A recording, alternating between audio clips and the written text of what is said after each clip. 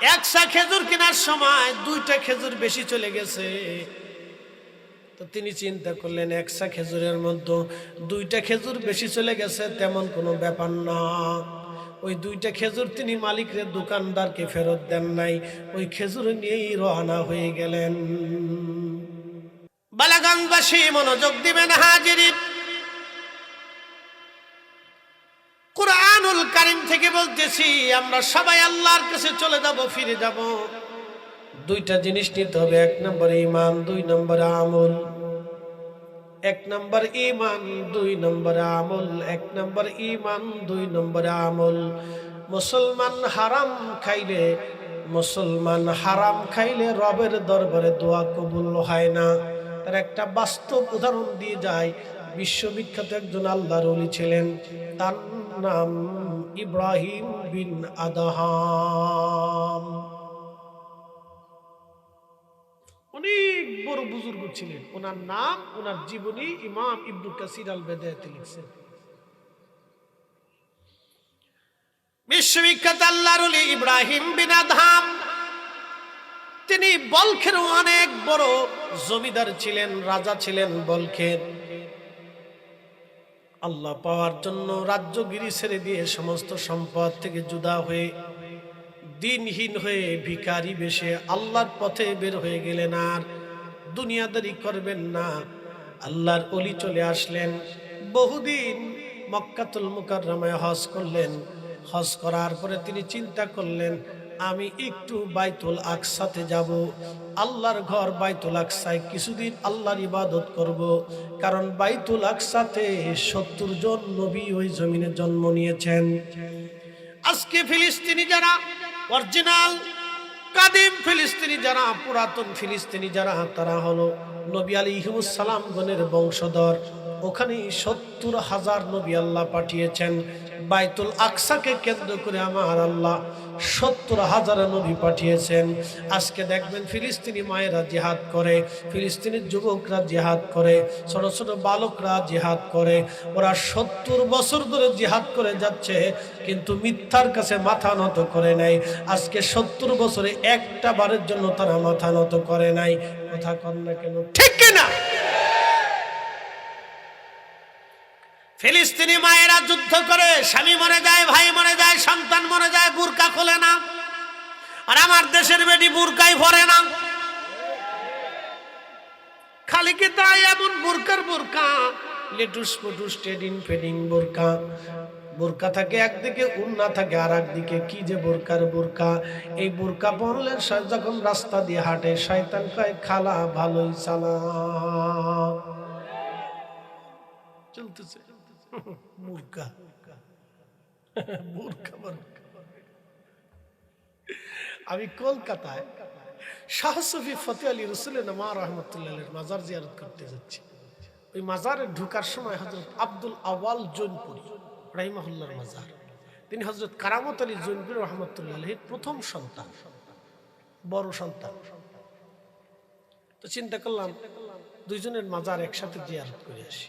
তো বাসে উঠছি, উঠার পরে দেখি এই ভদ্র মহিলা বাসে উঠছে, এই প্যান্ট পরছে, শাঁটও গায়ে দিচ্ছে, ভারত। তো মাথায় একটু হেজাবও বাঁধছে। তা আমি পিছিয়ে বয়ে বয়ে মনে মনে হাসি আর কি, আল্লাহ এক বেটার চিন্তা করলো পাগড়ি মাথায় দিয়ে খুব নেকির কাজ। তো হেতায় করছে কি, লুঙ্গি ডেরে টাইম দিয়ে খুলে মাথায় পাগড়ি বেঁধে লাইছে। লুঙ্গি খুলিয়ে মাথায় পাগড়ি বাঁধলে যত নাকি, প্যান্ট শার্ট পরে নারী হেজাব বাঁধলে তত নাকি। কি কথা কন না, এটা হেজাব বাংলাদেশেও ঢুকছে। গুলশান বানাইতে গেলে দেখবেন সেরি প্যান্ট পরে রয়েছে, শার্ট গাইতে রয়েছে, মাথায় একটু হেজাব পেঁচে রাখছে। শয়তানে হাসে, কয় খালা ভালো করে চালা। কি হেজাবের হেজাব দেশে চলতেছে। মাঝে মধ্যে হাসি, আর কত পাগল দেশে হয়েছে। এগুলো সব বেমারি, অসুস্থ, সবগুলো নিয়ে পাবনা মেন্টাল হসপিটাল ভর্তি করানোর দরকার, চিকিৎসার দরকার। এদের না কষ্ট হইতেছে আপনাদের? হ্যাঁ, বুঝে যান। প্রিয় বালাগঞ্জবাসী মনোযোগ দিবেন। ইব্রাহিম বিন আদহাম হজ শেষ করার পরে চিন্তা করলেন বাইতুল আকসা যাব। বাইতুল আকসায় কিছুদিন ইবাদত করে আবার ফিরে আসব। তো তিনি মক্কার খেজুরের দোকানে গেলেন খেজুর কেনার জন্য। তিনি 1 কেজি খেজুর কিনলেন, 1 কেজি খেজুর কিনলেন। খেজুর 1 কেজি কেনার পরে দুঃখিত 1 সা খেজুর কিনলেন। চিন্তা করলেন আমি বাইতুল আকসা যাব, প্রত্যেক দিন সন্ধ্যায় 2টা খেজুর দিয়ে এবং প্রত্যেক দিন সেহরির সময় 2টা খেজুর খেয়ে সেহরি করব, ইফতার করব। এইভাবে সারা রাত্র আল্লাহর ইবাদত করব, সারা দিন রোজা রেখে পথ চলব, বাইতুল আকসা যে কিছু সময় বিশ্রাম করব। বুঝতে পারতেছেন তাদের রিয়াজতের ধরনটা কি? সারা দিন রাত 24 ঘন্টায় 60টি খেজুর, আর আমরা 4 প্লেট না হলে ফেডি পড়ে না। এরা ওলি আর আমরা মানুষেরা মুসলমান, আর আমরা মুসলমান। তো খেজুর কিনলেন 1 সা খেজুর কেনার সময় 2টা খেজুর বেশি চলে গেছে। তো তিনি চিন্তা করলেন 1 সা খেজুরের মধ্যে 2টা খেজুর বেশি চলে গেছে, তেমন কোনো ব্যাপার না। ওই 2টা খেজুর তিনি মালিকের দোকানদারকে ফেরত দেন নাই, ওই খেজুর নিয়েই রওনা হয়ে গেলেন। আমাদের দেশে বাদাম বেচে না? আচ্ছা, যে বাদাম বেচে কয় হাজার কোটি টাকার ব্যবসা। যে বাদাম বেচে কয় হাজার কোটি টাকার ব্যবসা বলেন তো? 1000 বার কোটি ধরেন না কিন্তু, তাই তো যমুনা গ্রুপ হয়ে যাবে। 1000 টাকা, 2000 টাকা, 5000 টাকার ব্যবসা ধরেন সব মিলিয়ে। তো ছেলেরা কায় বাদামওয়ালা, বাদামের দাম কত? উস্তাদ 100 গ্রাম 25 টাকা। মাপ কত মাপবো? 250 গ্রাম। চারপাশে ঘুরাইয়া 250 গ্রাম মারতে মারতে এদিক দিয়ে টাইনেলে টিপতে টিপতে খাইয়া লিছে 25 গ্রাম। বলে সুন্নত না মুস্তাহাব? একসাথে বলে সুন্নত না মুস্তাহাব? হারাম। ওই 25 গ্রাম বাদামের জন্য কিয়ামতের ময়দানে বাদামওয়ালার পিছে দৌড়াইতে দৌড়াইতে জান শেষ হয়। বাদামওয়ালা মাফ কর, বাদামওয়ালা মাফ কর, কাইসি গেট দূরে যাও। আপনাকে দিন বুঝে যেতে হবে। শোনেন, আল্লাহর নবী সাহাবায়ে কেরামকে কবর দেওয়ার সময় যখন কবর দিতেন, কবর দেওয়ার আগে সাহাবীদেরকে জিজ্ঞেস করেন যে তার ঋণ কি পরিমাণে আছে। কম ঋণ পাবে। আল্লাহর নবী তাদেরকে ডাকতেন, তোমরা কি ঋণ মাফ করলা? কেউ মাফ করতো, কেউ করতো না। প্রিয় নবী ধনী ধনী সাহাবীদেরকে ডেকে ডেকে এনে ওই গরিব সাহাবীর ঋণ মওকুফ করে তারপরে কবরে নামাইতেন। নবী বলতেন, সাহাবীরা রে, ঋণ মওকুফ না করে আমার উম্মতরে কবরে নামাইও না। ঋণ মওকুফ না করাইয়া আমার উম্মতরে কবরে নামাইও না। আর বাপ মরে যাওয়ার পরে ছেলে কান্দে, ও আব্বা তুমি যদি থাকতে রে আব্বা, আমার আর কোনো চিন্তা ছিল না রে আব্বা। আরে আব্বা, বাপের লেগে কান্দে, কিন্তু বাপের যে ঋণ আছে এটা মওকুফ করার জন্য কান্দে না। এই কথা কর না কেন? আবার ঘরে বেডি কান্দতেছে বউ, ওরে জরিনার বাপ তুমি যদি থাকতা রে, সুরে সুরে কান্দে, ওরে জরিনার বাপ রে। এত নিজের লেগে কান্দে। জরিনার বাপ থাকলে আমার আর কোনো চিন্তা ছিল না। হাতে যে ঋণ রয়েছে তার কোন খোঁজ খবর নাই। তারপরে যদি কিছু পান তো বড় ছেলের কাছে গেলে কোন যে ভাইজান আমি তো বলতে পারি না, মেজর কাছে যান। মেজর কাছে গেছেন, ভাই আমি তো বলতে পারি না। বড় ভাইয়ের কাছে, বড় ভাই তো তোমার কাছে পাঠাইছে, কিন্তু ছোট্টার কাছে যান। ছোট্টা আমি কি আমি তো ছোট, মার কাছে যান। মার কাছে গেলে কি ঘরের বেটি কয় আমি তো কইতে পারতাম না, আপনার দিছে কি দিছে না, নিচে কি নিচে কইতে পারতাম না, তো আমরা ফুলাগার কাছে জিজ্ঞাসা। বেড়ায় যে কবরের ভিতরে গুতনি খাইতেছে, এটার হিসাব নাই। এই জন্য বলে যাব, জমি বিক্রি করে হলেও ঋণ মওকুফ করে তারপরে কবর যায়। এই কথা কর না কেন? যা সত্য তাই বলে গেছি, যা সত্য তাই বলছি। জমি বিক্রি করে হলো ঋণ মওকুফ করে তারপরে কবর যাবে। ঋণ রাইখে কবরে যায়।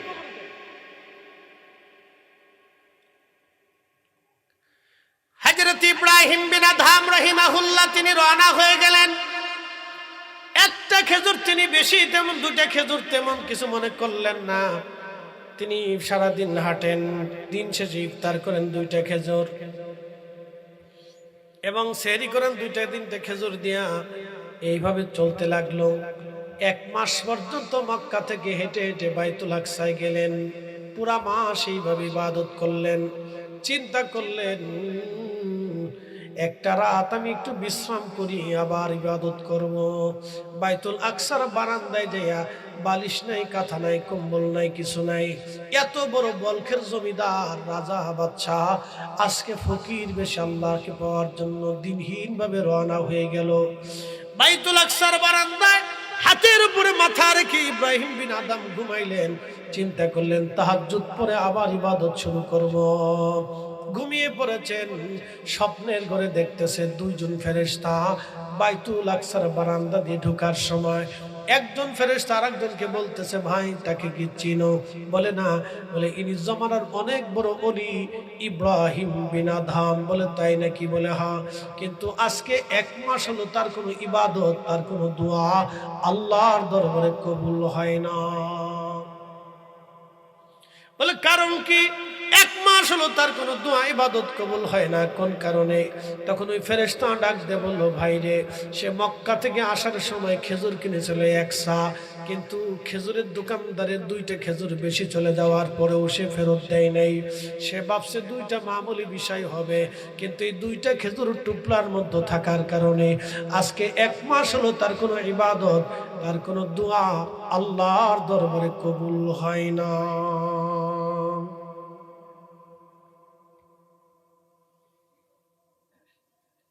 বুঝে তারপরে যাবেন। আল্লাহ রাসূল বললেন, সাহাবী, সহিহ মুসলিম, একজন বিঝবন মরুভূমির ভিতরে মুসাফির এসেছে, গায়ে ধুলো, মুখে ধুলো, চুলে ধুলো।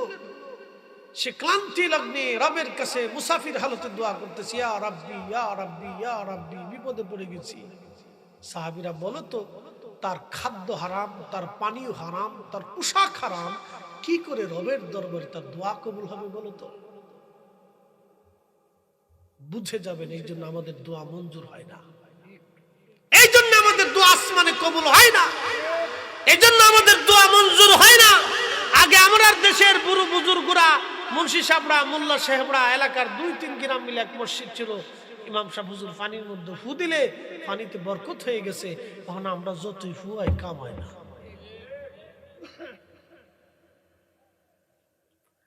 চারপাশ দিয়ে খালি ফরমালি। প্রিয় উপস্থিতি, মনোযোগ দিবেন। হযরত ইব্রাহিম বিন আদহাম রাহমাতুল্লাহ আলাইহি এই স্বপ্ন যখন দেখলেন, ঘুম ভেঙে গেল তার। ঘুম ভেঙে যাওয়ার পরে তিনি তাহাজ্জুদ পড়ে কাঁদতে লাগলেন, ইয়া রাব্বি, আমার উপায় কি হবে? এই সময় যদি আমার মরণ আসে, ইব্রাহিম বিন আদহাম ধ্বংস হয়ে যাবে। কাঁদতে কাঁদতে পেরেশান। ফজর নামাজ পড়ে বাইতুল আকসা থেকে রওনা হলেন আবার কাবার দিকে, হেরেমের দিকে রওনা করে আরো 1 মাস সফর করে করে পথ ক্লান্তি হয়ে সেই মক্কার খেজুরের দোকানদারের কাছে আসলেন। এসে দেখতেছে একটা বালক, একটা যুবক ওই দোকানদার বসা। সালাম দিয়ে বললেন, বেটা, এইখানে না 2 মাস আগে একজন মুরব্বী ছিল? বাবা, এখানে না একজন মুরব্বী লোক ছিল, খেজুর বিক্রেতা। যুবক ডাক দিয়ে বলতেছে, হ্যাঁ হুজুর, এই যুবক বৃদ্ধ লোকটা ছিলেন আমার আব্বা জান, তিনি মারা গেছেন আজকে 1 মাস হলো। আমি এখন এই খেজুরের দোকানদারের মালিক, আমি তার সন্তান, এখন আমি দোকান চালাই। ইব্রাহিম বিন আদহাম রাহমাতুল্লাহ আলাইহি বলতেছে, বেটারে, 2 মাস আগে তোমার আব্বার কাছ থেকে 1 সা খেজুর কিনেছিলাম। 2টা খেজুর বেশি যাওয়ার কারণে আজকে 2 মাস হলো। আমার কোনো দোয়া, কোনো ইবাদত আল্লাহর দরবারে কবুল হয় না রে বেটা। আমি দিনহীন মুসাফির, আল্লাহর হস্তে আমারে মাফ করে দাও। ছেলেটা ডাক দে বলল, হুজুর ক্ষমা করে দিবেন, আপনি যখন খেজুর কিনেছিলেন তখন এই দোকানদারের মালিক ছিল আমার আব্বাজান, ওয়ারিশ সূত্রে এই দোকানের মালিক এখন আমি নিজে। কিন্তু হুজুর যখন আপনি খেজুর কিনেছিলেন তখন এই দোকানের ওয়ারিশ ছিলাম আমি নিজে, আমার ছোট্ট বোন এবং আমার মা। হুজুর আমি আমার অংশ মাফ করতে পারবো, আমার বোনের অংশ মায়ের অংশ ক্ষমা করার অধিকার আমার নাই। একসাথে জোরে বলবেন আল্লাহু আকবার। তেলের গাড়ি তেলে চলে,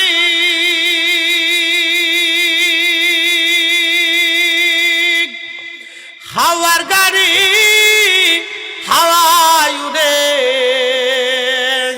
বিনা তেলে চালাই গাড়ি নবী সুলাইমান। আমরা সেই মুসলমান। কথা কোন ঠিক কিনা? তাহলে এবার চিন্তা করেন, যারা সরকারি রাষ্ট্রের টাকা চুরি করে তার কপালে কি পরিমাণে ঠাডা পড়ছে। কি কথা কর না কেন? ওর জিন্দিগি বরবাদ, ওর আখেরাত শেষ। বলে হুজুর কারণ কি? এই 18 কোটি মানুষের হিসাব দিতে দিতে ওর আখেরাত পার হয়ে যাবে। কি কথা কর না কেন? যা সাতটা তাই বলতেছি, খা, যদ্দূর পারিস খা, বেশি বেশি খা, মরা তো লাগবে, খাইয়ে দেখ। এরপরে বাটাম চালান কি পরিমাণে চলে। এই জন্য দেখবেন হেতারা ঘুমাইতারে না, হেতারা বোতল সার মুড়ি বোতল খাইয়ে তারপরে ঘুমায়। বাইতে বউরে কয় মা ভালো আছো, ফুল আরে কয় বিয়াই কেমন আছো। কি কথা কন না কেন? আল্লাহর কসম করে বলি, যারা মানুষের হক নষ্ট করে, গরিবের চোখের পানি ঝরায়, তাদের ঘুম আল্লাহ চোখ থেকে কেড়ে নিয়ে যায়। ও ঘুমাইতে পারে না, কারণ সে বহু মানুষের ঘুম কেড়ে নিচ্ছে। বোতল খাইয়ে ওষুধ খেয়ে তারপরে ঘুমায়। যদি বিশ্বাস না করেন, গুলশান বনানি ভালো ভালো গ্রেপ এলাকায় ঘুরে দেখেন, ঘুমাইতে পারে না। যা সত্য সেটাই বলছি বাপ, মিথ্যা টিথ্যা বলার সুযোগ নেই, বানোয়াট কথা বলার সুযোগ নেই। জবানের হিসাব আল্লাহর কাছে দিতে হবে। এ বালাগঞ্জবাসী মনোযোগ দিয়ে শুনিয়া যান। ইব্রাহিম বিন আদহাম রাহমাতুল্লাহ আলাইহি ডাক দিয়ে বলতেছে, বেটা ছেলে আমার, তুমি তোমার অংশ মাফ করে দাও, তোমার মায়ের কাছে আমাকে নিয়ে চলো। চিন্তা করেন তাহলে কেমন ভাই, যে একটা দুইটা খেজুরের অংশে তিনের বোনের হককে সেও ছোট করে দেখে নাই। আর আমার দেশের ভাই 20 বছর হলো বোনের জমি বুঝাই দেয় না, ভাগ্নে ভাগ্নিরে মাহরুম করে দিল। আর ভাতিজা এতিম ভাতিজার জমি জমা ঠিক মতো দিতে চায় না। ভাই মরে গেলে চাচা মনে করে বাঁচছি। ওরে শতান কোথাকার, কিয়ামতের ময়দানে এমন বাটাম চালান খাবা, যেই বাটাম চালান থেকে তোমাকে কেউ রেহাই দেবে না। আমার রসুল পর্যন্ত তোমাকে সুপারিশ করবে না। বলে কারণ কি? উম্মতের হক মারলে নবী তার দিকে ফিরেও তাকাবে না। এই কথা কর না কেন?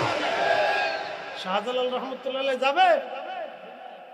হ্যাঁ, আপনি আরেকজনের ভাইয়ের জিনিস মেরে দিচ্ছেন, শাহজালাল রহমতুল্লাহর কাছে গেলে তো আপনি জুতা পিটা করবে। দূর হ শয়তান, তাইছিস কেমন দিচ্ছে? যাহা সত্য সেটা বলতেছি। বালাগঞ্জবাসী হযরত ইব্রাহিম বিন আদহাম রাহমাতুল্লাহ আলাইহি ডাক দিলেন, তোমার মার কাছে নিয়ে চলো। ছেলেটা ইব্রাহিম বিন আদহাম রাহমাতুল্লাহ আলাইহিকে মায়ের কাছে নিল। পর্দার আড়াল থেকে সালাম দিলেন, আসসালামু আলাইকুম। ভিতর থেকে জবাব আসলো, কে? বলে আমি ইব্রাহিম বিন আদহাম। বোন আমার, আপনার স্বামীর কাছ থেকে 2 মাস আগে আমি খেজুর কিনেছিলাম একসাথ। 2টা খেজুর আমার বেশি চলে গিয়েছিল, আমি ফেরত দেই নাই। আজকে 2 মাস হলো আমার কোনো ইবাদত, কোনো দোয়া কবুল হয় না। বোন আপনি আমাকে মাফ করে দেন। মহিলা ডাক দিয়ে বলল, হুজুর ক্ষমা করবেন, আমার স্বামী যখন মালিক ছিল তখন এই ওয়ারিশ সূত্রে ওই 2টা খেজুরের মালিকানা আমাদের 3 জনের ছিল। আমার ছেলের ছিল, মেয়ের ছিল, আমার নিজের ছিল। হুজুর ছেলের অংশ মেয়ের অংশ মাফ করার অধিকার আমার নাই। আমি আমার নিজের অংশটুকু ক্ষমা করে দিতে পারি। চিৎকার মেরে জোরে বলেন আল্লাহু আকবার। ইব্রাহিম বিন আদম মনে মনে চিন্তা করলেন, ভাবছিলাম আমি একাই ইবাদত করি, এখন দেখি না মক্কার বাজারেও আল্লাহওয়ালা মানুষ ঘরের মধ্যে আছে। এইরকম নারী যদি ঘরে ঘরে থাকতো তাহলে পুরুষের কোনো চিন্তা ছিল না। স্বামী বিদেশ, বেডি মার্কেট করার জন্য গোয়ালা বাজারে বারবার খালি পাখির মতো উড়াল দিয়ে চলে যায়। খালি বিদেশ থেকে টাকা আসলে দেরি হয়, জানি না মা করিমনের বাপ কিনছে, এটা মা কিনছে, আমার দিত। খালি পাখির মতো দৌড়াচ্ছে। বাপরে বাপ, দোকানদারের কাছে গেলে ভাবি শাড়ি খুব আপনার ভালো বানাই। কেন দোকানদারের এদের দিকে নজর গেল কে? ফার্ম মাইরে মাইরে বেচতেছে, বিরাট বিক্রি। ওইদিকে স্বামী সৌদি আরব রোদের মধ্যে পুড়ে পুড়ে চাকরি করে। কি কথা কর না কেন? বিদেশিরা কি সিহারাদের টাকা দেয়? তার কাজ বুঝাই দেওয়ার পরে টাকা দিবে, তাও কয় মাস বাহির হয় মাঝে। ওরে বাপরে বাপ, মালিক যদি ভালো না হয় তাহলে তার জীবন জান শেষ করে ফেলে দেয়। আরবের কি সবাই ভালো নাকি? আপনি জানেন ওরা রূপক্ষর মেজাজে, কোনটা ভালো হইলে ভালো, আর যেটা খারাপ হইলে শয়তানের চাইতেও শয়তান। কি কথা কর না কেন? আজাজিলের চাইতেও নিকৃষ্ট। আগে বেদুইন ছিল, চুরি ডাকাতি করতো, এখন পয়সার মালিক হয়ে গেছে। এখন চিন্তা করে ও টাকা নিয়ে যাবে বাংলাদেশের বাটাম চালান দিতে। এরকম কঠিন হৃদয়ের মানুষ। আবার যেটা ভালো সেটা একবার সুফি, অনেক বড় অলির মতো।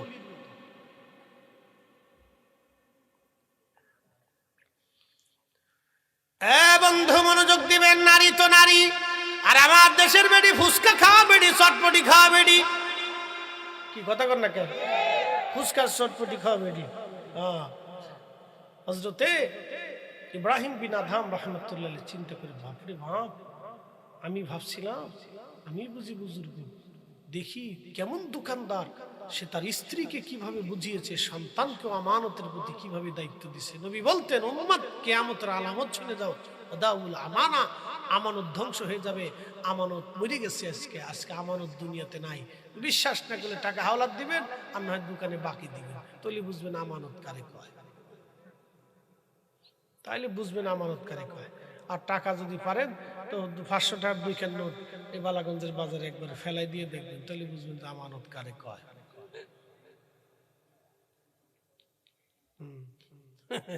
আমানত দেখবেন যে আমানত মরে গেছে।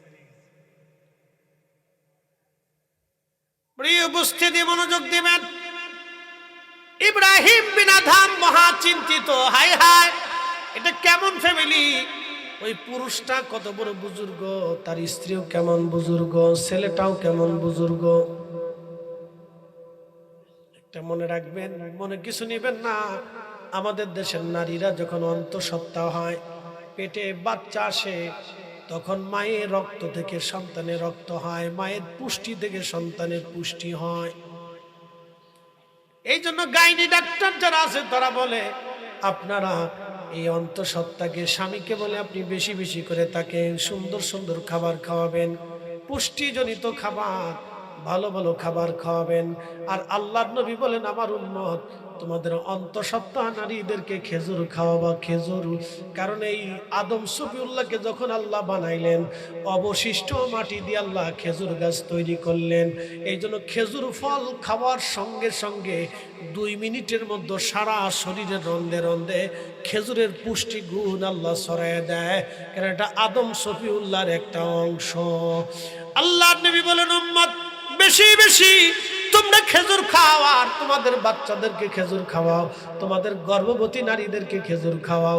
আমরা দেশের বেটিরা খেজুর চিনে না, চিনে ফুচকা আর চটপটি। যত ফসা গোসাই তাকাই, খেজুর চিনে না।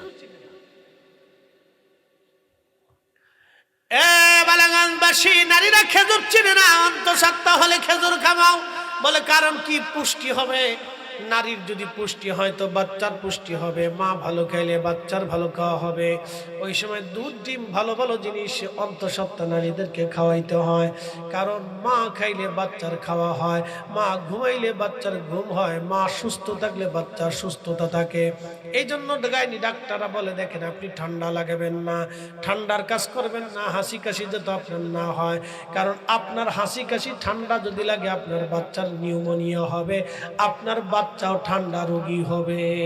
এখন আমার প্রশ্ন, মায়ের অসুস্থতার জন্য যদি সন্তান অসুস্থ হয়, তাহলে যে নারী পেটের মধ্যে বাচ্চা নিয়ে টানা পানা হাট্টিমা টিম টিম তারা মাঠে পারে ডিম, তাদের ঘোড়ার দুইটা ডিম ফাইটে যায়, মুখটা আমার ফাইটে যায়। বন্ধু যখন বউ নিয়ে রঙ্গ করিয়া হাইটে যায়, ফাইটে যায়, যখন এই কুকু কুকু কুকু বুঝেন নাই, কুকু কুকু বিয়ে দিয়ে পরে পোলাপন সারা রাত্রে বলিয়া ডেকসেট বাজায় কুকু কুকু কুকু কুকু কুকু, ওর কুকু কুকুর জ্বালায় সারা গ্রামের মানুষ ঘুমাইতে পারে না।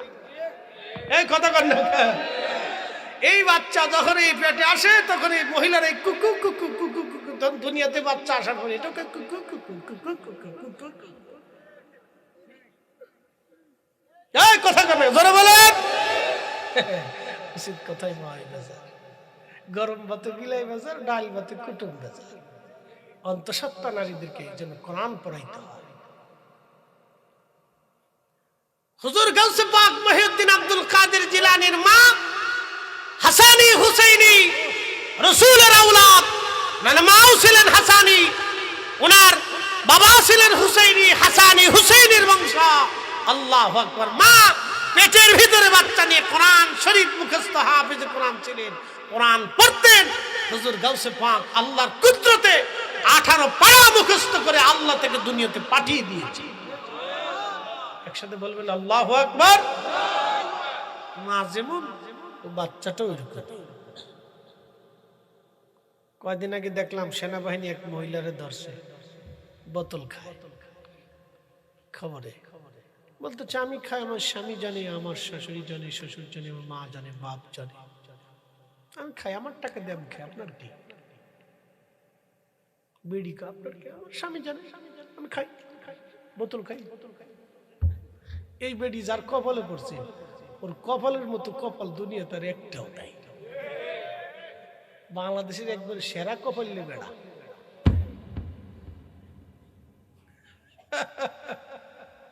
কি বেডির বেডি চিন্তা করে, নারী নেশা করে, নারী মদ পান করে, কত নিকৃষ্ট। পুরুষ নেশা করে, কত নিকৃষ্ট। আল্লাহ পাক, রসুল পাক, আল্লাহ এবং তার রসুল পাক ছাড়া কবুল করে না, পাক ছাড়া কবুল করে না, পাক হতেই হবে। এ ভাই আবার খুব মনোযোগ দিবেন। ইব্রাহিম বিন আদহাম ডাক দেয় বলে, বোন আপনার ছেলের অংশ ছেলে মাফ করে দিয়েছে, আপনার অংশ মাফ করে দেন। মহিলা ডাক দিয়ে বললেন, হুজুর আমি আমার অংশ মাফ করতে পারি, কিন্তু মেয়েটার অংশ মাফ করার অধিকার আমার নাই। বলে, বোন আমার আপনার মেয়ের ঠিকানা দেন, আমি তার কাছে যাব। বলে, তাকে বিয়ে দিয়েছি শ্বশুর বাড়ি। বলে, ওইখানের ঠিকানা দেন, আমি তার কাছে মাপ চাবো। 2টা খেজুর দানার জন্য ইব্রাহিম বিন আদহাম কত রাস্তা পরিশ্রম করে একটু ভালো করে বুঝেন।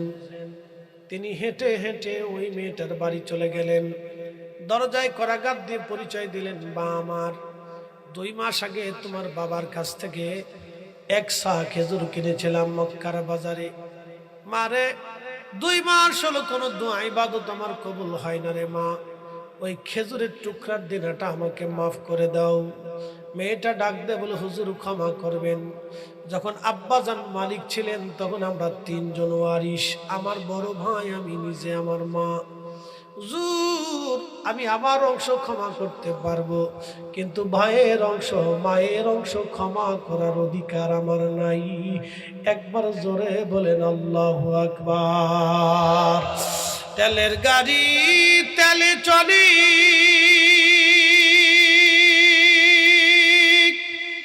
হাওয়ার গাড়ি হাওয়ায় উড়ে, বিনা তেলে চালায় গাড়ি নবী সুলাইমান।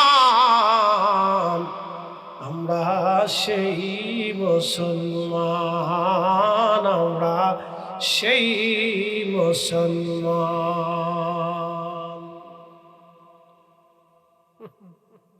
ইব্রাহিম বিন আদম রহমতুল্লাহ আলাইহি ক্ষমা হওয়ার পরে বলতেছে, মারে তোমার অংশ মাফ করো, তোমার ভাইয়ের আর তোমার মায়ের অংশ মাফ হয়েছে। 2 রাকাত নামাজ পড়ে তাড়াতাড়ি সেজদার মধ্যে পড়ে গেল, ইয়া রাব্বি, আপনি আমার ক্ষমা করেন, আল্লাহ ভুল হয়ে গেছে। মুসলমানেরা এই হিসাব যদি করেন তাহলে আমরা মুসলমানের তালিকার ভিতরে পড়ি না। কথা ঠিক আছে না ভাই? আমরা কেউ মুসলমানের তালিকার ভিতরে পড়ি না। যদি আল্লাহ মাফ না করে তাহলে আমাদের আর উপায় নাই। যদি আল্লাহ ক্ষমা না করে, ক্ষমার আশায় বসে আছি, ক্ষমার আশায় বসে আছি। এই জন্য বেশি বেশি বেশি বেশি বেশি ইস্তিগফার করা, দোয়া করা। আজকে তো এগুলো বন্ধ করে দিছি, আজ বন্ধ হয়ে গেছে। এই আমার দিকে তাকান, মুসলমানের ঘরে কোরআন খতম হবে। মুসলমানের ঘরে কোরআন খতম না হলে কি হিন্দুর ঘরে কোরআন খতম হবে? বৌদ্ধ, খ্রিস্টান, নাসারা, শিখ, জৈন, মাজুসি, নাস্তিক, আল্লাহর কোরআন তো মুসলমানের ঘরেই তেলাওয়াত হবে। কথা কন না কেন? এই জায়গাটা ট্যাগ লাগিয়ে দিল বেদাত। মুসলমান কোরআন খতম দেওয়া, বাড়িতে কোরআন তেলাওয়াত বন্ধ করে দিল। লাভ হয়েছে কার? শয়তানের। মুসলমান বাড়িতে কোরআন খতম বন্ধ করে দিল। প্রশ্ন রাখবেন ফরিদে হুজুর, কোরআন খতম বাড়িতে হলে লাভ কি? মুসলমান যখন কোরআন খতম দিত, কোরআন পড়তো, আল্লাহর কোরআন আল্লাহ বললেন, وَإِذَا تُلِيَتْ عَلَيْهِمْ آيَاتُهُ زَادَتْهُمْ إِيمَانًا।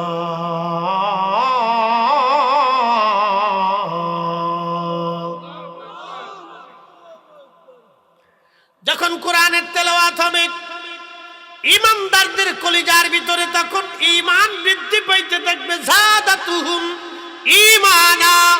মুসলমানের ঘরে ঘরে ঘরে ঘরে কোরআন তেলাওয়াত দরকার। যখন ঘন ঘটা করে কোরআনের তেলাওয়াতের ইন্তজাম হবে, হাফেজে কোরআনরা যাবে, উলামায়ে কেরাম যাবে, কোরআন খতম বাড়িতে হবে, তখন ওইখানে আল্লাহর কোরআনের তেলাওয়াতের কারণে ওই বাড়ির আশেপাশে যারা কোরআনের তেলাওয়াত শুনবে তাদের অন্তরে ভালো লাগবে, ভালো লাগবে। আর এইগুলি আমাদের সন্তানরা শিখবে, মেয়েরা শিখবে, আমাদের বউরা শিখবে, আমাদের আত্মীয় স্বজনরা শিখবে, নাতি নাতকুররা শিখবে, আমাদের বংশধররা শিখবে। তখন কেউ আবার ওই বংশধরদের মধ্যে একজন কোরআনের তেলাওয়াতের রেওয়াজ চলবে। যত বেশি বেশি তেলাওয়াত চলবে তত বেশি বেশি লাভ। এই যে আমাদের ঘরে বাড়িতে মিলাদ হয়, বলেন উম্মতের ঘরে যদি রসুলের দুরুদ না হয় তো দুরুদ হবে কার ঘরে? বলেন উম্মতের ঘরে যদি রসুলের সালাম না হয় তবে হবে কার ঘরে? উম্মতের ঘরেই তো নবীর দুরুদ হবে। দুরুদ তার হিন্দু, বৌদ্ধ, খ্রিস্টান, নাসারা পড়বে না, দুরুদ পড়লে আমরাই পড়বো। তো মুসলমানের ঘরে যদি দুরুদের আওয়াজ না হয় তো কার ঘরে দুরুদের আওয়াজ হবে? দুয়া বন্ধ করে দিল, এখানে বেদাতের ট্যাগ দিল, মুসলমান বন্ধ করে দিল। লাভ কিন্তু শয়তানের, আমাদের 4 পয়সাও লাভ হয় নাই।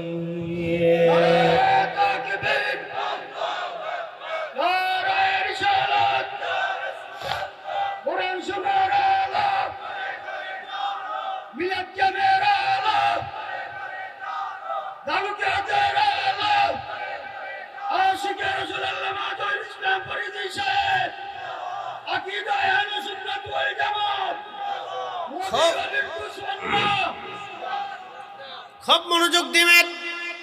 কোরআনের তেলাওয়াত হবে, নবীর দুরূদ শরীফ হবে, সালাম হবে, মুসলমানের ঘরে ঘরে ঘরে ঘরে হবে। আল্লাহর নবী বলেন, উম্মত কবর, ঘরকে কবর বানায়ও না, ঘরকে কবর বানায়ও না, ঘরকে কবর বানায়ও না। মুসলমানের ঘর থেকে এগুলি বন্ধ হয়ে যাওয়ার কারণে আজকে মুসলমান স্টার জলসা জি বাংলা এই ইউটিউব চ্যানেল নাটক ফাটক গাবি যাবি ফেসবুকের মধ্যে পড়ে থাকে। আমার দেশের যুবক যুবতীরা ফেসবুক টিপে, ফেসবুক চালায়, ফেসবুক ঘুরে, ইউটিউব দেখে, এটা দেখে সেটা দেখে, হাবি জাবি নিয়ে তারা পড়ে থাকে। এই জন্য আমি মনে করি বাংলার ঘরে ঘরে, মুসলমানদের ঘরে ঘরে আল্লাহর কোরআনের তেলাওয়াত এবং নবীর দুরুদ সালাম মিলাদ কিয়ামের দরকার। কথা কন না কেন? ঠিক কিনা? ঘরে ঘরে শয়তান তারাকে জন্য এগুলি প্রয়োজন। বেদাতের ট্যাগ দিছে শয়তান, বেদাত শয়তানের আজকে লাভ হয়ে গেল। শয়তান কয় আমি যা পারিনি তোরা তা করে দিছিস, যা। মন খারাপ করেন আর বেজার হন আর খুশি হন, কিছু করার নাই। আল্লাহ কোরআন আল্লাহ ফয়সালা দিছে, فمن يعمل مثقال ذرة خيرا يره। অনুপরিমাণ নেকের কাজ যদি করো তারপরও তুমি বেনিফিট পেয়ে যাবা। অনুপরিমাণ যদি তুমি করো তারপরও বেনিফিট পাবা। অনুপরিমাণ নেকের কাজ যদি করো তারপরও বেনিফিট পাবা। মিলাদ হয়ে গেল, দোয়া হবে। বলেন কি হবে? একসাথে বলে, আজকে মসজিদ থেকে দোয়া উঠাই দিছে। বেদাতের ট্যাগ দিয়ে বলো নামাজের পরে দোয়া বন্ধ, বেদাত। মুসলমান এখন ভয় পেয়ে অনেকেই দোয়া করে না। আচ্ছা বলেন তো আমরা দোয়া করি কার কাছে? একসাথে বলেন কার কাছে? দোয়া করব কার কাছে? আল্লাহর কাছে চাবো না তো চাবো কি মা দুর্গার কাছে? হ্যাঁ, গণেশের কাছে, ঠাকুরের কাছে, কার্তিকের কাছে, কালীর কাছে, শিবের কাছে? তো চাবো তো আল্লাহর কাছে। তা আমি আল্লাহর কাছে চাইলে হাত বাড়াইলে বেদাতের ত্যাগ, তার মানে বোঝা গেল শয়তান যেটা পারে না সেটা ও করে দিচ্ছে। কথা কর না কেন?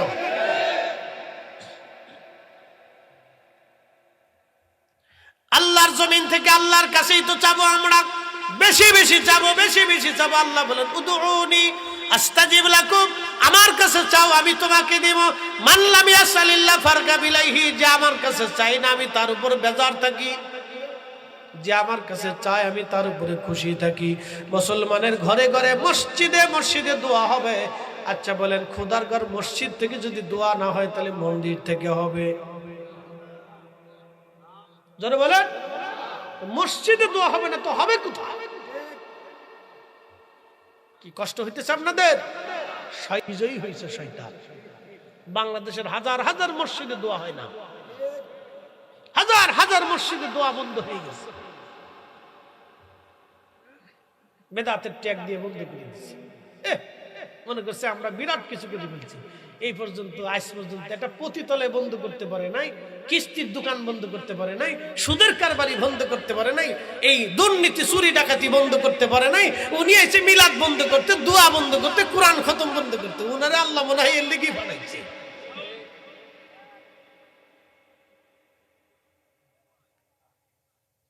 আজ পর্যন্ত একটা পতিতালয় বন্ধ করতে পারে নাই। খালি দোয়া বন্ধ করে দাও, মিলাদ বন্ধ করে দাও, কোরআন খতম বন্ধ করে দাও, এটা বন্ধ করে দাও, সেটা বন্ধ করে দাও। উন্ডা যেটা করে এটাই হালাল। কি কথা কর না কেন? এই যে কইতে কইতে কইতে পড়ছে, এরপরে দেখছে যে ফিডে ফিডে বুড়া জোয়ান ফিডে, জোয়ান বুড়া ফিডে ফিডেতে ফিডেতে মেরিয়ে ফেলাইছে। যা উচিত কথা বললে তো বেজার হয়ে যাবে না।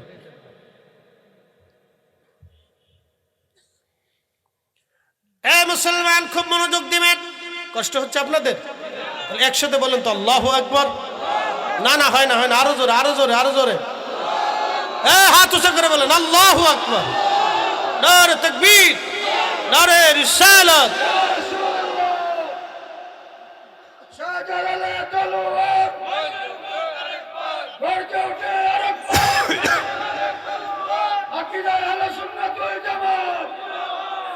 বন্ধু খুব মনোযোগ দিবেন। হাজিরির সময় কম, কথা বেশি, অনেক লম্বা কথা। হাজিরিন ভালো করে শুনে যান। আপনি বেদাতের ট্যাগ দিয়ে বন্ধ হয়ে গেল, কারো লাভ হলো না, শয়তানের লাভ হলো, লস হয়ে গেল আমার মায়ের, আমার বাবার। কোরআন খতম হলে বাবা মার জন্য দোয়া হতো, ঘরে মিলাদ শরীফ হলে বাবা মার জন্য দোয়া হতো, এরপরে তাবারক হবে, খাওয়া দাওয়া। এখানেও ট্যাগ হলো, মিলাদের তাবারককে পায়খানার সাথে তুলনা দেওয়া হলো। আল্লাহ রিজিক, নবী বলেন উম্মত তোমরা যদি পারো তাহলে একটা খেজুর খাওয়াইয়াও তোমার ভাইকে জাহান্নাম থেকে বাঁচার চেষ্টা করো। খুব মনোযোগ দিবেন। একটা কুকুর জিহ্বা বের করে হাঁপাইতে হাঁপাইতে হাঁপাইতে হাঁপাইতে রাস্তা দিয়ে চলে যায়। একজন পতিতা নারী যে টাকার বিনিময়ে নিজের দেহকে পুরুষের কাছে বিলায় দিত টাকার জন্য।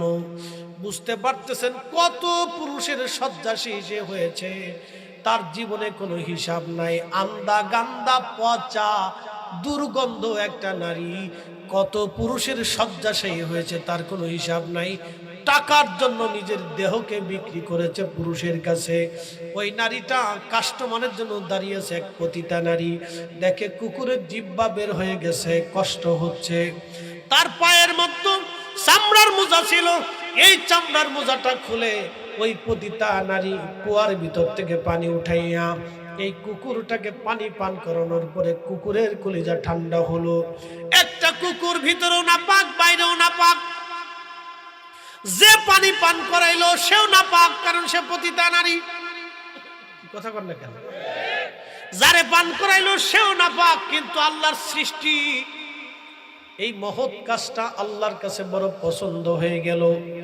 আল্লাহর নবী সহিহ বুখারীতে বলতেছেন, এক পতিতা নারী কুকুরকে পানি পান করানোর জন্য আল্লাহর দয়ার কারণে আল্লাহ এই পতিতা নারীর জীবনের সব জেনার গুনাহগুলি মাফ করে দিয়ে আমার আল্লাহ তার জান্নাতি জান্নাতি জান্নাতি বানায়া দিল। এখন প্রশ্ন, কুত্তাকে পতিতা নারী পানি পান করানোর জন্য যদি আল্লাহ এত গুনাহ তার মাফ করে দেয়, তাহলে আল্লাহর বান্দারা আমার বাড়ি মেহমান, আমি তাদেরকে দাওয়াত করেছি, আমার তারা মেহমান, আমি মেজবান, তাহলে আল্লাহর বান্দারা আমার বাড়ি থেকে দোয়া করবে কিন্তু খাবার খাবে না। তা কি করে হয়? আমরা খাবার খাওয়াইয়া, তাবারক খাওয়াইয়া, জিলাপি মিষ্টি খাওয়াইয়া আমরা হয়ে গেলাম বেদাতি, আর পতিতা নারী কুকুরকে পানি পান করা হয়ে গেল জান্নাতি। এত বড় বেদাতের ফতোয়ার গোষ্ঠী কিলাই যতদিন বাইচে থাকবো মিলাদ পড়াইয়া মানুষকে খাবার খাওয়াবই। কথা কন না কেন?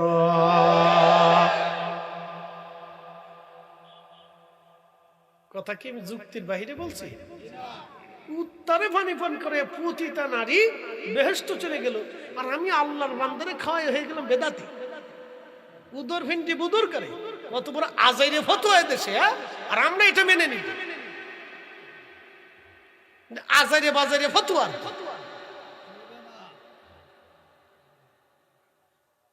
কথা কি কষ্ট হচ্ছে আপনাদের? হক কথা বাবা, তিতা লাগে, তিতা। উচিত কথায় ময়ে বাজার, গরম বাতে মিলাই বাজার, ডাল বাতে কুটুম বাজার। ওয়াজ করলে কি লাভ, শুনলে কি লাভ? লাভ হবে তার আমলে, আমলেও লাভ হবে না নবী প্রেম না থাকলে দিলে। নবী প্রেম থাকলে দিলে লাভ হবে কম আমলে, সুপারিশ করবেন নবী রোজ হাসরের ময়দানে। জ্ঞানী যারা বুঝে তারা শুধু ইশারায়, নাদানের বুঝাইতে পারে আছে কে কোথায়।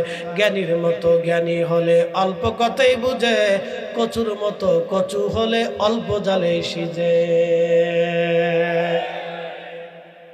দোয়া চলবে? হ্যাঁ জোরে বলেন, দোয়া চলবে, কোরআন খতম চলবে, মিলাদ মাহফিল চলবে। ও ফতোয়া দিয়ে বন্ধ করার সুযোগ আমাদের কাছে। আমরা সুন্নিরা যতদিন বেঁচে থাকবো ততদিন করব, যার ভালো লাগলি করলে করলো, না করলে না করলো, ও ছাতা দিয়ে আমাদের কিচ্ছু যায় আসে। জিকির দিমুনি দাঁড়া, আমি আমি একটু চা খাইলে দাঁড়াইলে দাঁড়াইলে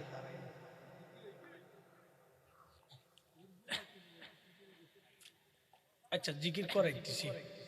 জবান কার? দেশে বুবা আছে না, কথা কইতে পারে, চেতাইতে খালি বুড়া আঙ্গুলটা দেখাইল ইশারে, তা দেখবেন যুদ্ধ লেগে গেছে, খালি বুড়াটা দেয়।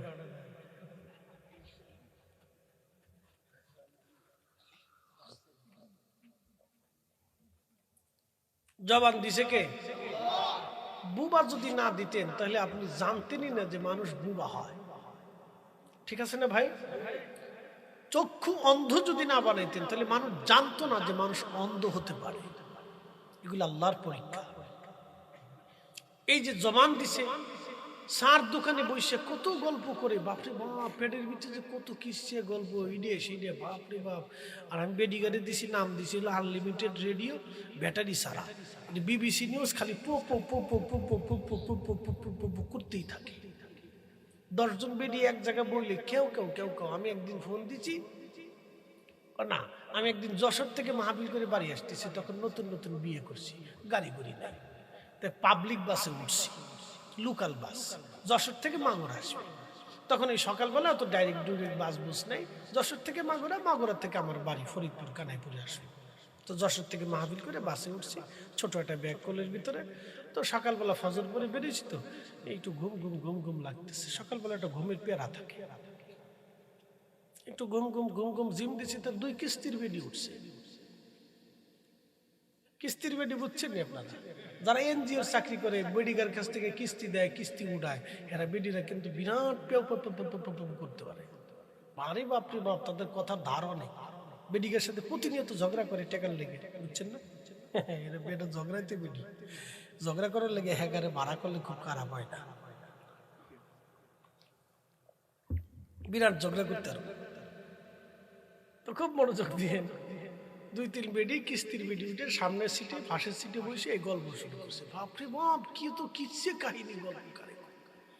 এই সময় আমার বাড়িওয়ালা ফোন দিছে। আমি চিন্তা করি, আল্লাহ, অন যদি ফোন রিসিভ করি তাহলে তুমি বেডিগার ভিতরে কে? বিপদ না? বিরাট বড় বিপদ, বাপরে বাপ। আবার চিন্তা করি বারবার, আমি কাইটে দিতেছি, কাইটে দিলে সন্দেহ করবো যে কি ব্যাপার, কাইটে দেখে কোনো বিপদ টিপদ হইল নাকি। দোনো মুখী বিপদে পড়ে গেল। ঠিক যা সন্দেহ করছিলাম, যা করে খোদা আজকে করবো, যা করে আল্লাহ করবো। ঠিকই আমি রিসিভ করার সাথে সালামটা দিয়ে, কি ব্যাপার তুমি হুজুর মানুষ বেডিগার ভিতরে? আমি বললাম, না, ওই তোমাকে জাতি ভাইরা উঠছে, এরা কিস্তির বেডি, কিস্তি নিয়ে গল্প করতেছে বাসের ভিতরে, দেখো পেয়া পেপা লাগাইছে। এটাকে আর মানানো যায়? 1 মাস লাগছে এটা বুঝাইতে। কি যে বিপদ গেছে আমার উপর দিয়ে। নতুন নতুন বিয়ে করছি না, বিরাট বড় পেয়ারা।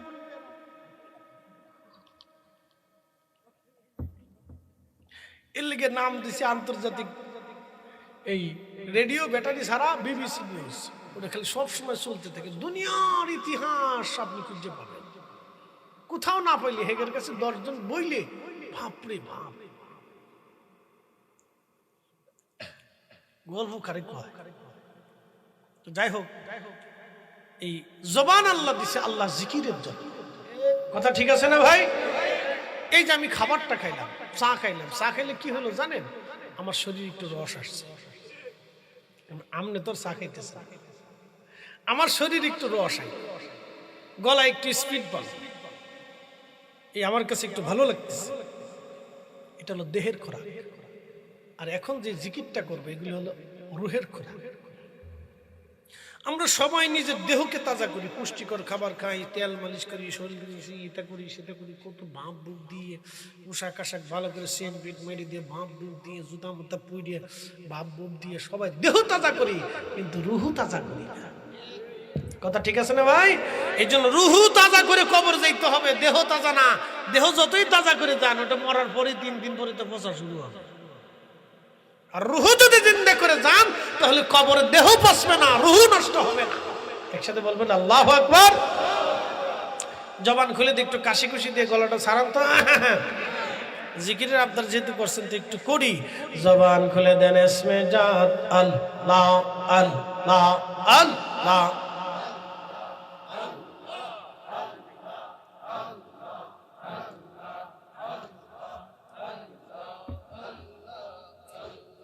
হয় না জোরে? কালে মাতে আসে প্রমাণ, বালাগাল উলা বিকামালিহি কাশাফাত দুজা বিজামালিহি হাসনাত জামি খুসালিহি সাল্লু আলাইহি ওয়া আলিহি। দারুল কিরাত মসজিদিয়া ফুলতুলি ট্রাস্ট নূরপুর শাহী ঈদগাহ শাখার পরিচালনা কমিটির উদ্যোগে পবিত্র ঈদে মিলাদুন নবী সাল্লাল্লাহু আলাইহি ওয়াসাল্লাম উপলক্ষে 12তম বার্ষিক ওয়াজ মাহফিল আজকে এক যুগ শেষ হবে। আজকের সম্মানিত সভাপতি হাজী তাজমুল আলী সাহেব এবং আব্দুল মনির শফিক সাহেব, আজকের প্রধান অতিথি আল্লামা হাফিজ ফখরুদ্দিন চৌধুরী সাহেব মাদ্দাজিল্লাহুল আলী, বিশেষ অতিথি অধ্যক্ষ আল্লামা আব্দুল মুনিম মঞ্জুল আলী সাহেব মাদ্দাজিল্লাহুল আলী। আমার আগে আলোচনা রেখেছেন প্রিয় ভাই জনাব হযরত মাওলানা মুফতি ইদ্রিস হুসাইন আল কাদরি সাহেব এবং পীরজাদা হযরত মাওলানা সোহরাব হোসেন সাহেব বরমচালী, মাওলানা নিজামুদ্দিন আরিফি, মাওলানা কারি শাহ আবু সাইদ আল হাদি সাহেব সহ সকল আমন্ত্রিত ওলামা ইকরাম, গণ্যমান্য ব্যক্তি, সম্মানিত মুরব্বী, কলিজার টুকরো যুবক ভাইয়েরা, পর্দানশীল আমার সম্মানিত মা বোনেরা, সকলকে মোবারকবাদ, শুকর এবং সুজুদ সে আল্লাহর দরবারে যিনি এই অঞ্চলের অনেক মানুষের ভিড়ে আমাদেরকে কবুল করেছে, আল্লাহর বেহেশতের বাগান পর্যন্ত পৌঁছিয়ে দিয়েছে।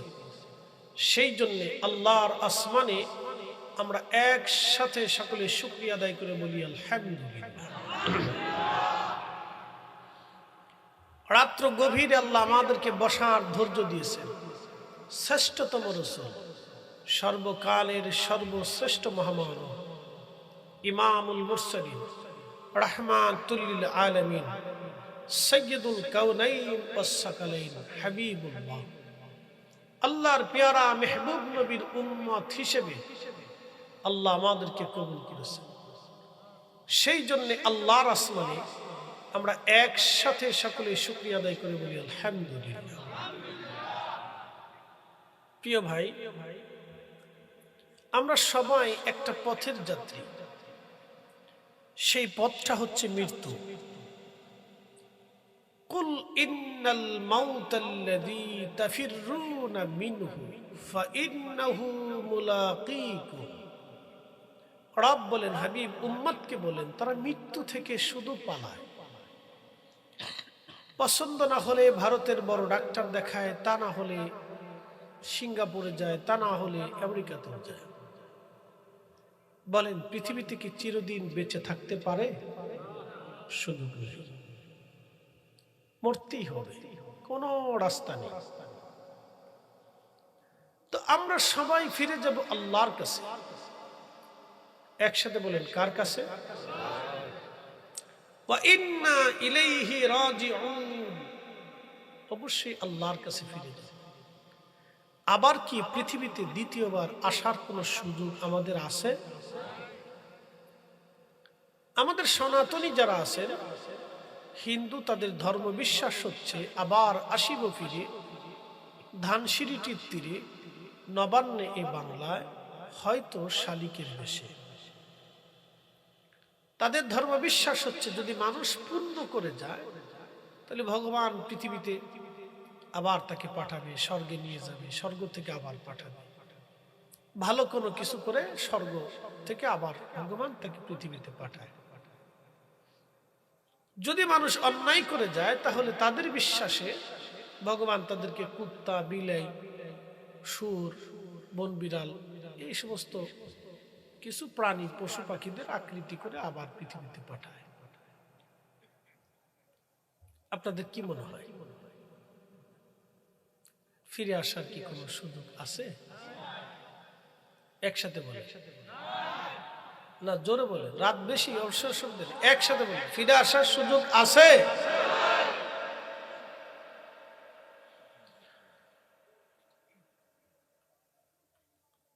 আল্লাহ রাব্বুল আলামিন কোরআন শরীফে এক আয়াতে বলেন, হে আমার বান্দারা, সুম্মা তুরাদ্দুনা ইলা আলিমিল গায়বি ওয়াশ শাহাদাত, আমার কাছে তোমরা ফিরে আসবে, ফায়ুনাব্বিউকুম বিমা কুনতুম তা'মালুন, তোমরা জীবনে যাহা যাহা যাহা যাহা করেছো আমি আল্লাহ তোমাকে সব দেখাবো।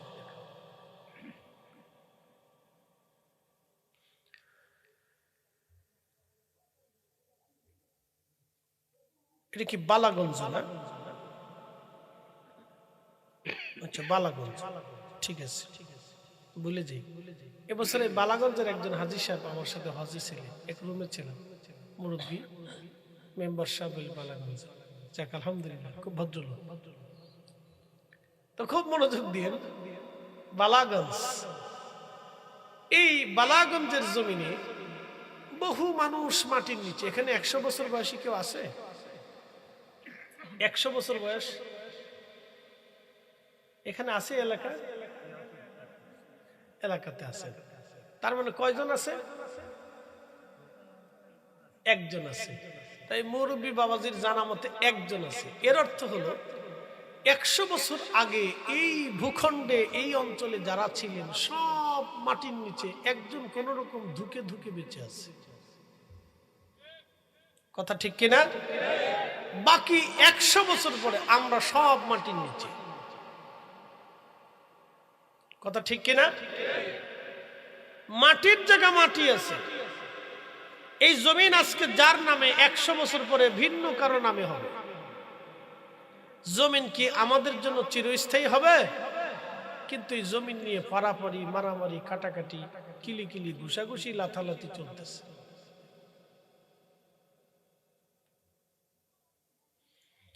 প্রিয় বালাগঞ্জবাসী, সকলেই তো কবরে চলে যাব, ফিরে যাব রবের কাছে। কি নিয়ে যাব? দুটি জিনিস নিতে হবে। ইন্নাল্লাযীনা আমানু ওয়া আমিলুস সালিহাত।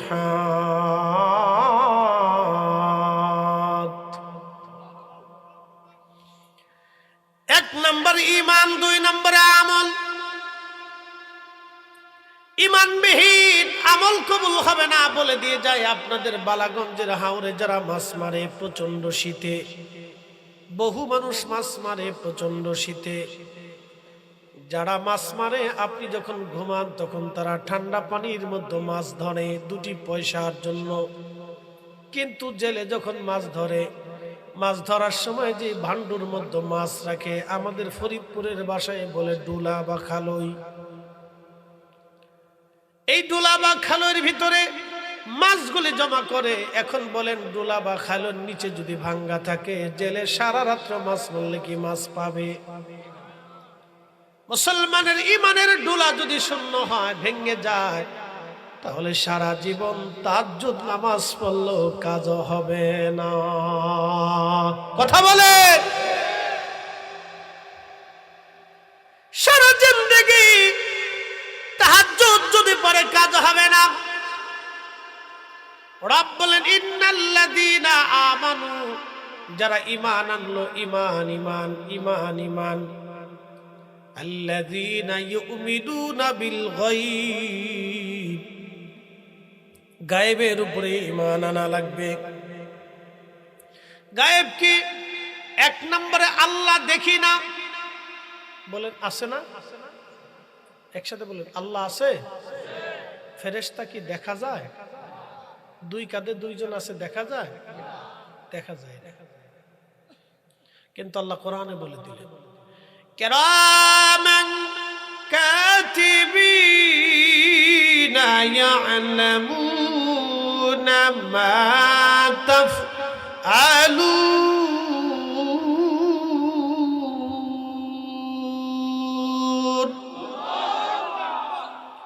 2 কাঁধে 2 ফেরেশতা, কিরামান কাতিবিন, আপনি কি করেন না করেন সবকিছু তারা ভালো জানে, লিখে ফেলে দেয়।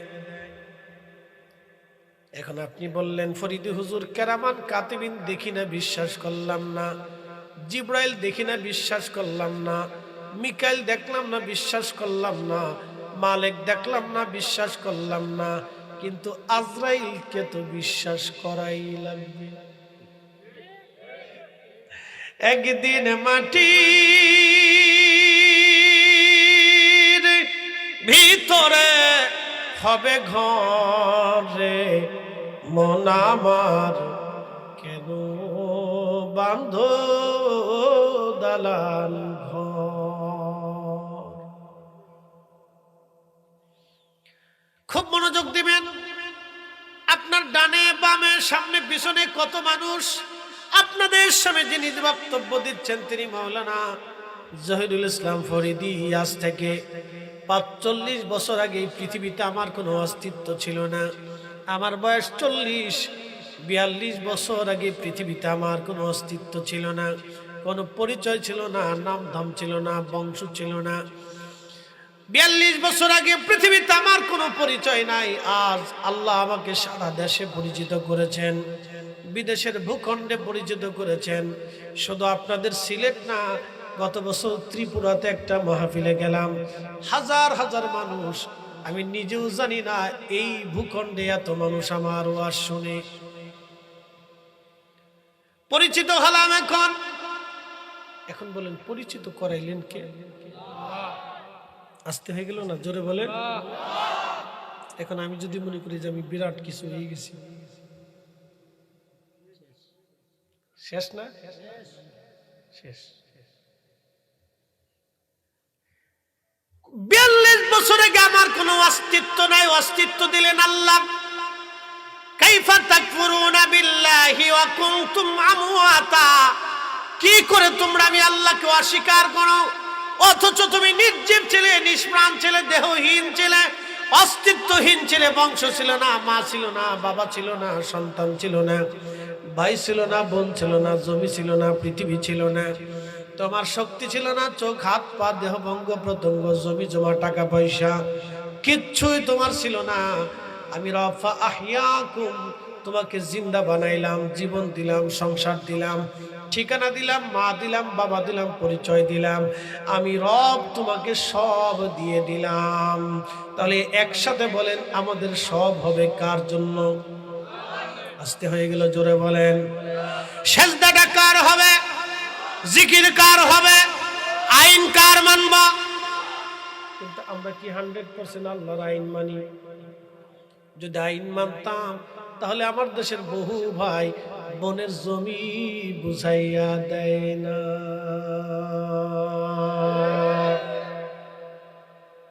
বহু ভাই, হাজার হাজার ভাই আছে, বনের জমি বুঝাই দিয়ে কয় না, বোন রে তুই এতটুকুন এতটুকুন পাবি আল্লাহর আইনে, আব্বার সম্পদ তুই নিয়ে যা।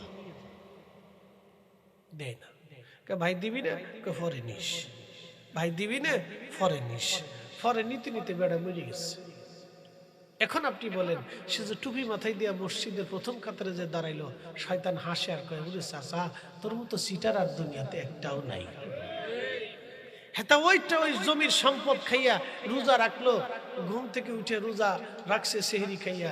আচ্ছা আপনারা বলেন, শুয়োরের গোশত খাইয়া কেউ যদি রোজা রাখে, রোজা হবে? হ্যাঁ, একসাথে বলেন হবে? যদি হেরে বেজে রোজা রাখে তাও হবে? তাও হবে। শুয়োরের গোশত খাইয়া রোজা রাখলে যেমন রোজা হবে না, অন্যের সম্পদের টাকা মেরে দিয়ে বনের জমির অর্থ দিকে বনের বুঝাই না দিয়া, এতিম ভাতিজা ভাগ্নে ভাগ্নির জমি বুঝাই না দিয়া, ওই জমি থেকে পয়সা করি দিয়া গরুর গোশত খাইয়া রোজা রাখলে রোজা হবে না। আসতে বলেন কেন? জোরে বলেন। হকটাকে সমর্থন করাও, হকের পক্ষে কথা বলা। ন্যায়টাকে সমর্থন করা, ন্যায়ের পক্ষে কথা বলা। আমি আল্লাহর আইনে জমি পাবো, মামলা করতে হবে কেন? আমার জমি আমাকে বুঝিয়ে দিতে হবে। বোন জমি পায় ভাইয়ের কাছে, বাবার উত্তরাধিকার সূত্রে বোনে জমি পায়, মামলা করছে আদালতে, 20 বছর ধরে মামলা চলে। আচ্ছা বলেন তো, 20 বছর এটার মামলা চলবে কেন? বনে জমি পায়, সরকার এসে 7 দিনের ভিতরে জমি বনকে বুঝাই দিতে বাধ্য। কি কথা কন না কেন? তার জন্য 20 বছর মামলা হবে কেন? সুরার ঘরে সুরা, 4 ফেজদি সুরা। কি কথা কন না কেন? এই হক কথা আমি বললে সব এই হুজুরের মুখ বলা না। বনে জমি পায় আল্লাহর আইনে, সরকারের আইন আছে, মামলা করছে 20 বছর, মামলা চলবে কেন? এই মামলা তো 7 দিনের মামলা। সে মামলা করবে, পুলিশ আসবে, প্রশাসন আসবে, কাগজ দেখবে, আইডেন্টিফাই করবে, বাস বুঝাই দিয়ে চলে যাবে। ভাই না বুঝলে ভাইয়ের একবারে মাথার থেকে পা পর্যন্ত বাটাম চালান দিয়ে বুঝাই দিবে। কি কথা কর না কেন, জোরে বলেন। তার জন্য 20 বছরের মামলা চালাইতে হয়। ইস, কোন দেশে বাস করি আমরা?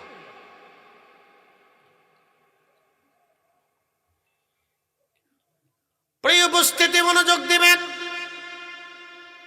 কথাগুলি শুনলে যদিও তিতা, কিন্তু আমরা এমন এক জাতাকলের মধ্যে পড়ে গেলাম। ভাইজান, কথাগুলি কে বলবে? আমরা যদি না বলি, ন্যায়ের পক্ষে কথা কে বলবে? ঠিক আছে না ভাই? বলার দায়িত্ব তো আমাদেরই দায়িত্ব। আল্লাহ আমরার দায়িত্ব দিছে যে তুমি ন্যায়ের কথা বলবে। ইন্নাল্লাহা ইয়ামুরু বিল আদলি ওয়াল ইহসানি ওয়া ইতাইদিল কুরবা ওয়া ইয়ানহা আনিল ফাহশাই ওয়াল মুনকার। তোমরা ন্যায় করো, ন্যায় বলো, অন্যায়ের বিরুদ্ধে থাকো, ন্যায়ের পক্ষে থাকো। কে বলেছে? একসাথে বলেন, কে বলেছে? আল্লাহ বলে দিয়েছে।